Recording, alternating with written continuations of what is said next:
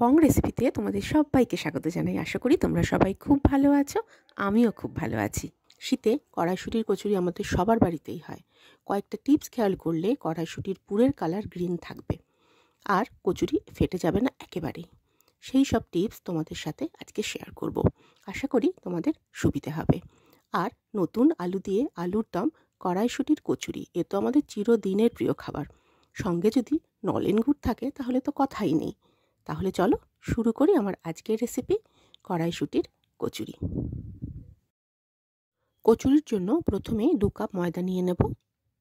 তাতে দিয়ে দেব আন্দাজ মতো সল্ট আর দেব 6 চামচ মতো সাদা তেল। কচুরির জন্য ময়দার ময়ন কিন্তু একটু বেশি দিতে হয়, তাহলে কচুরি বেশ খাস্তা হবে। দেখবে আমরা লুচিতে ময়ন একটু কম দিই, মানে কচুরি বা নিমকি এগুলোর তুলনায়। আর ময়ন দিয়ে খুব ভালো করে এইভাবে এটাকে মেখে নিতে হবে। একটু চেপে চেপে মাখবে, আর মাখতে মাখতে যখন দেখবে ময়দা হাতের মুঠোর মধ্যে চলে আসছে, দেখো ঠিক এইভাবে হাতের মুঠোয় থাকবে, তখন বুঝবে খুব ভালো ময়ন দেওয়া হয়েছে।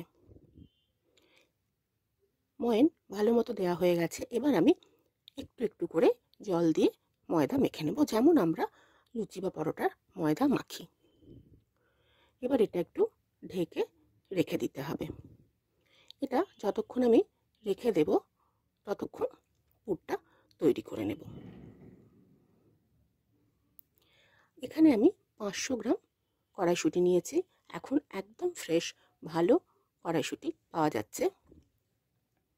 এটা মিক্সিং জারে দিয়ে একটা পেস্ট তৈরি করব। সেই জন্য 4টে কাঁচা লঙ্কা দিলাম, দিয়ে দিলাম আন্দাজ মতো সল্ট, আর অল্প চিনি দিচ্ছি টেস্ট ব্যালেন্স করার জন্য। এটা কিন্তু স্কিপ করো না। দিয়েছি ছোট 1 চামচ কিউমিন পাউডার, দিলাম জিঞ্জার পেস্ট, আর এর মধ্যে অল্প একটু জল দিয়ে এটার একটা মিহি পেস্ট তৈরি করে নিতে হবে। তোমাদের দেখিয়ে দিই পেস্টটা কীরকম হয়েছে। দেখো একদম মিহি পেস্ট কিন্তু তৈরি করেছি, কোনো রকম দানা কিন্তু এর মধ্যে নেই। দানা দানা থেকে গেলেই কচুরি ফেটে যাবে, তাই এই রকম মিহি পেস্টই তৈরি করতে হবে। এবার পুরটা রেডি করে নেব। ফ্রাই প্যানে ঘি দিয়ে দিচ্ছি। পুর তৈরির সময় ঘি দিলে খেতে অনেক বেশি সুস্বাদু হয়। আর খুব সামান্য হিং দেব, এটা অপশনাল, তবে দিলে স্বাদ অবশ্যই ভালো হবে। এবার এর মধ্যে কড়াইশুঁটির পেস্টটা আমি দিয়ে দেব। কড়াইশুঁটির পেস্টটা দিয়ে ক্রমাগত এটা নাড়তে হবে। আর এর ভেতরে আগে যেহেতু আমি সমস্ত মশলা দিয়ে দিয়েছি, পরে কোনো কিছুই অ্যাড করার প্রয়োজন নেই। তোমরা চাইলে কিন্তু পরেও দিতে পারো, আগে না দিয়ে, মানে পেস্টটা তৈরি করার সময় না দিয়ে। আর পুরটা করার সময় দেখবে কষতে কষতে একদম যখন ফ্রাই প্যান থেকে ছেড়ে আসবে, বুঝবে পুরটা আমাদের একদম রেডি হয়ে গেছে।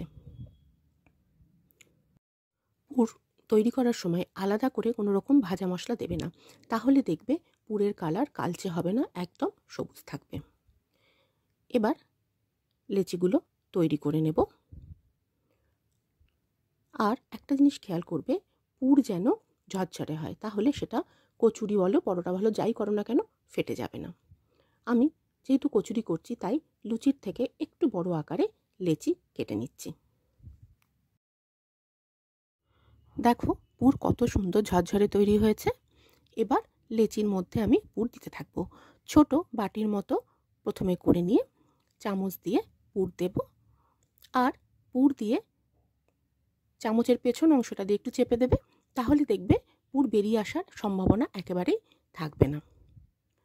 এবার সব মুখগুলো এক জায়গায় করে এনে আগে আটকে দেবো। এক জায়গায় করে আটকে দিয়ে এবার একটু এইভাবে ঘুরিয়ে দেবো, তাহলে কোনোভাবেই না পুর বেরিয়ে আসবে না।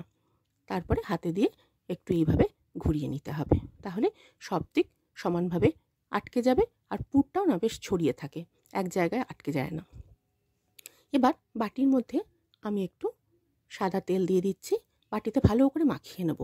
কেন বলো তো, লেচিগুলো এর মধ্যে রেখে একটু তেল মাখিয়ে দেবো, তাহলে একটার সাথে অন্যটা জড়িয়ে যাবে না। ধরো এটা আমি রেডি করে রেখে দিলাম, 1 ঘন্টা পর করব কচুরি। তো এটা না একদম এরকমই থাকবে, একটার গায়ে একটা লেগে যাবে না। তো তোমরা এইভাবে তৈরি করে রেখে দিতে পারো। এটা হয়ে গেছে, এবার আমি বেলে নেব। একটু তেল নিয়ে নিচ্ছি, রোলিং পিনের গায়েও লাগিয়ে নিচ্ছি, তাহলে এটা জড়িয়ে যাবে না, খুব ভালোভাবে বেলা হয়ে যাবে। একটু ঘুরিয়ে ঘুরিয়ে সব দিক সমান রকমভাবে চাপ দিয়ে বেলে নেব, তাহলে কী হবে বলো তো, পুরটা সমানভাবে ছড়িয়ে যাবে, কোনো জায়গায় কম বেশি হবে না আর ফেটেও যাবে না। দেখবে কি সুন্দর কচুরিগুলো ফুলবে। এইরকমভাবে সবগুলো আমি বেলে নেব, তারপর একটা একটা করে ভাজবো। দেখো এরকমভাবে আমি সব দিকটা কিন্তু ঘুরিয়ে ঘুরিয়ে একটু চেপে চেপে বেলে নিচ্ছি, আর খুব বড় করব না।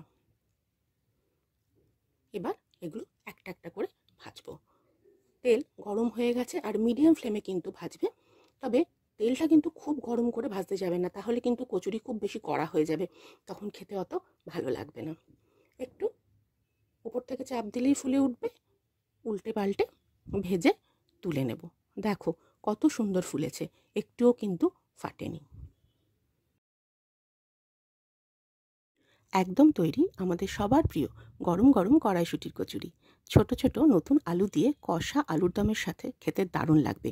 তোমাদের কেমন লাগলো কমেন্ট করতে ভুলো না যেন।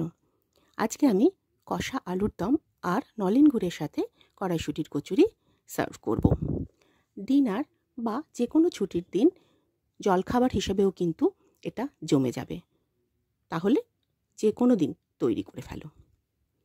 আশা করি সবাই খুব খুশি হয়ে যাবে। আমার আজকের রেসিপি ভালো লাগলে লাইক শেয়ার করে দিও কিন্তু, আর চ্যানেলটা সাবস্ক্রাইব করে দিও প্লিজ। নতুন পুরনো সব রকম রেসিপি নিয়ে আসি তোমাদের জন্য। সবাই খুব ভালো থেকো, সুস্থ থেকো, আর আমার সাথে থেকো। আবারও ফিরে আসছি নতুন নতুন রেসিপির সাথে।